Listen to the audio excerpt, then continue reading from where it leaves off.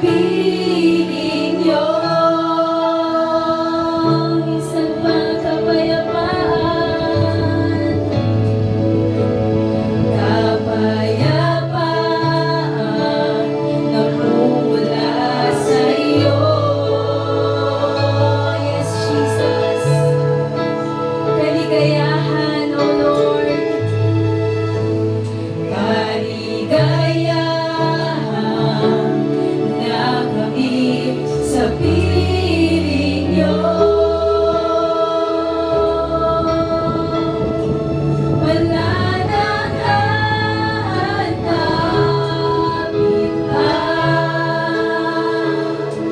wala nang Ganyan din naman, si Kristo'y minsan lamang inihandog upang pawiin ang mga kasalanan ng mga tao.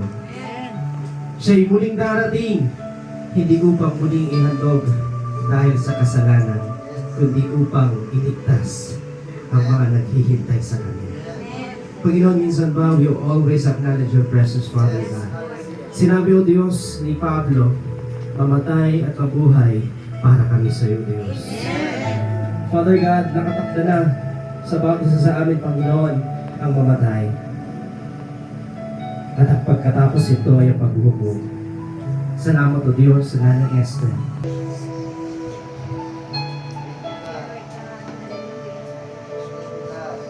Naniniwala kami o Diyos na may nalinig ka sa lahat ng bagay. At naniniwala rin kami, Panginoon, ano ba pagsubok aming kakarapin, basta kasama ka namin kami pagkatagumpay. Salamat sa iyong pag-ibig. Salamat sa iyong pangunawa. Patuloy mo kami samahan, Panginoon. Pagin paniwan na nagdadalamahati ngayon. Pero Diyos, ang mga puso namin ay nagagalak dahil sila ni Esther kaya sa piling mo na. Salamat po, Diyos. Pinubuli ka namin pinapasalamatan. Mas bigyan ng Lord God sa uling pagkakataon. Sa lamay, sa puro ni Nanay Esther, ay nandun pa rin ang pagpapahayag ng mabuting balita. Sapagkat ito'y magmumulat sa amin ang katotohanan at ang katotohanan o sa magpapalaya sa amin at may susulat ang aming mga pangalan sa akalat ng buhay. Salamat po, Diyos. All this acknowledge you, Lord God. Because without your presence, alam mo, Panginoon, na nagdadalamhati ang bawat isa. Pero alam mo, Panginoon, na ang kagalakan na inibigay mo sa aming mga puso ay masasapat na rin yung dalamhati aming nararamdaman. Purihin ka, Panginoon. Purihin ka, Diyos.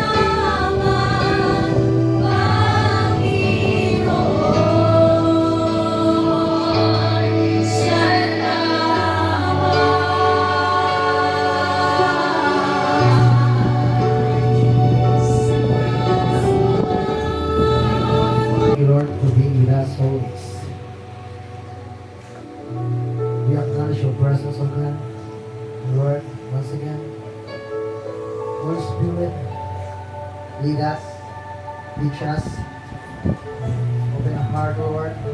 Give us wisdom to understand your word this evening, Lord.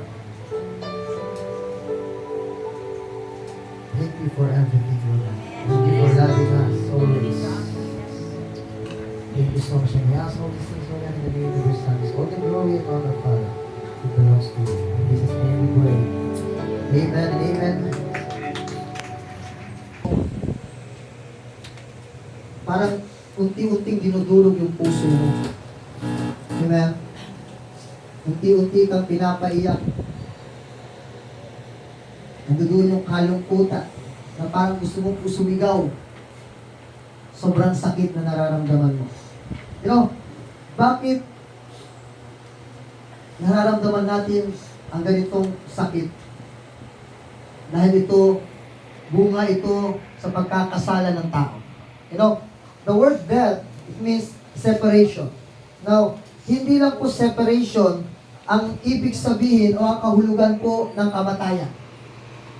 Now, the word death is, ibig sabihin po ng kamatayan ay katapusan.